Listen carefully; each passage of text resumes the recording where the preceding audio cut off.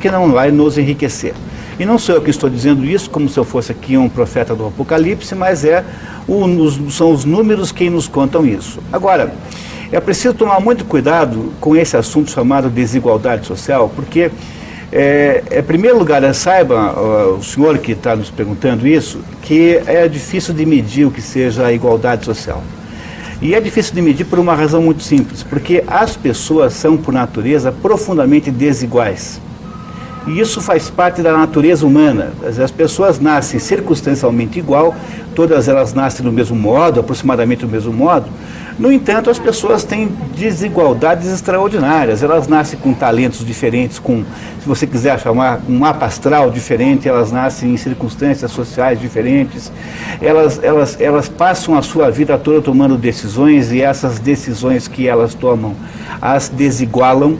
De modo que o que há de absolutamente normal é que haja uma enorme desigualdade entre as pessoas, sim, e nunca a igualdade. A igualdade é um sonho um pouco delirante, podemos dizer assim. Não é possível você imaginar uma sociedade de iguais. Isso não acontece. Aliás, se você prestar atenção, as 3 palavras-chave da Revolução Francesa, igualdade, liberdade e fraternidade, se você percebe, se você presta atenção, você percebe que a liberdade e a igualdade são completamente incompatíveis entre si.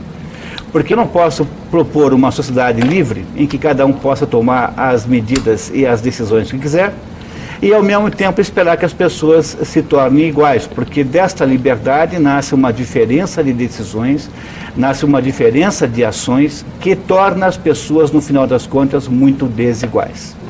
Então, a primeira coisa é desconfie plenamente sempre da conversa da igualdade. Não é uma boa de você avaliar a economia pensando em igualdade. Então, por exemplo, quando você vai para o primeiro e mais óbvio índice de medição de igualdade ou desigualdade, que é o índice de concentração de renda, os economistas criaram uma metodologia que gera um índice chamado índice de Gini.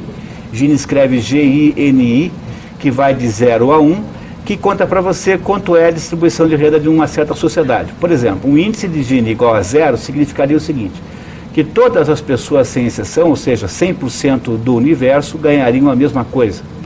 No extremo oposto, você teria um índice de Gini igual a 1. Neste caso, uma pessoa ganharia toda a renda e as outras ganhariam 0. Essas são as duas possibilidades extremas do índice. É claro que nenhuma das duas existindo, existem 0 alguma coisa no meio. Então, quando alguém divulga o índice de Gini, divulga 0 alguma coisa. Ora, o índice de Gini apenas diz para você qual é a diferença entre aqueles que ganham mais daqueles que ganham menos. Não diz para você que essa situação que ele está revelando é a melhor. Deixa eu ver se eu explico melhor isso, para que não fique dúvidas. Você pega um país como o Bangladesh. O Bangladesh é um país que tem uma superfície 3/4 do tamanho do Paraná, mais ou menos. O Paraná tem 200 mil quilômetros quadrados, aproximadamente, e Bangladesh tem 150 mil. O Bangladesh, no entanto, tem 130 milhões de habitantes, enquanto o Paraná tem alguma coisa perto de 10 milhões. Então, lá existem 13 vezes mais pessoas morando em 3/4 do nosso território. O país é o delta de um grande rio, de modo que no país não há elevações. E como é um delta de um rio, associado ao regime das monções, o país sofre enchentes desastrosas regularmente, quer dizer, todos os anos garantidamente. De modo que em Bangladesh há uma das populações mais pobres do mundo. No entanto, o índice de Gini de Bangladesh é melhor do que o nosso. Quer dizer, em Bangladesh, as pessoas ganham mais parecidamente umas com as outras. Há uma ligação maior entre os níveis de renda. No Brasil, as disparidades de renda são maiores. Significa que no Brasil a concentração de renda é maior do que em Bangladesh. No entanto, ninguém mesmo, o senhor não vai querer, nem eu, nem a Marisa, nem eu, ninguém vai querer morar em Bangladesh do que no Brasil. Por quê?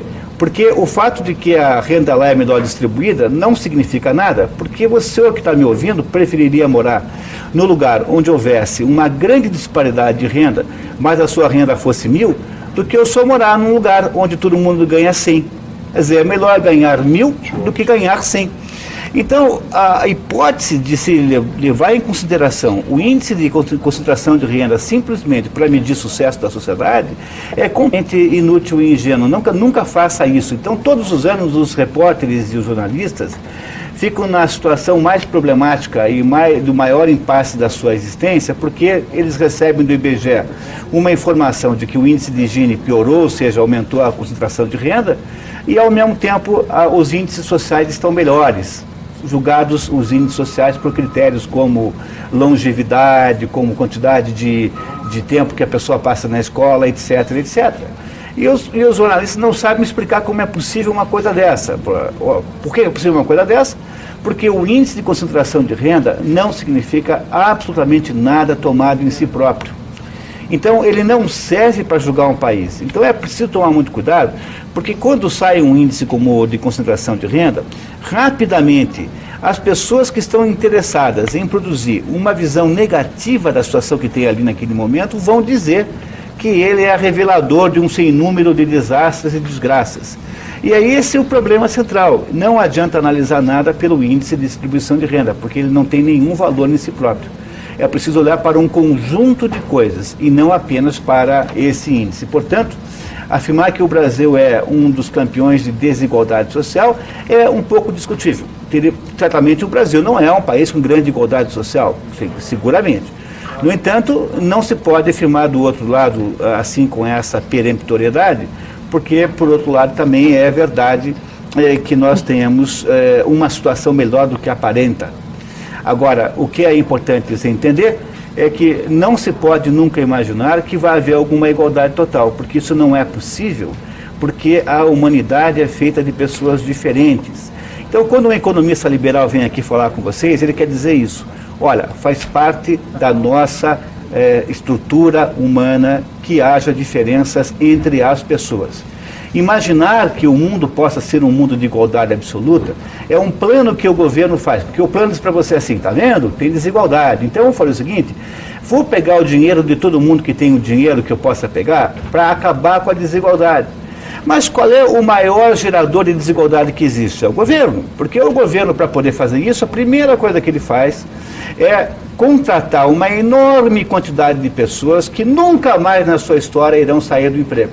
Isso não é uma desigualdade? Quer dizer, aqueles que estão pagando imposto podem perder o seu emprego. Eles estão sujeitos à realidade da vida econômica. No entanto, aqueles que são contratados por concurso no órgão público passam a funcionar como uma espécie de casta intocável e eles não podem nunca mais ser mexidos em nenhuma hipótese. Isso não é criar a maior desigualdade do mundo? É criar uma casta de gente escrava que sustenta a gente que em nenhuma hipótese poderá perder o emprego, que faz parte da lógica do sistema que eles sejam permanentemente sustentados pelos outros. Então, não dá para resolver o problema da desigualdade 100%. Pode resolver um pouquinho, mas 100% você não resolve. E toda vez que o governo propõe para você resolver o problema para você, no fundo, ele só está querendo criar outra desigualdade.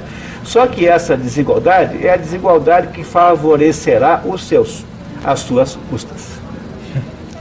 E o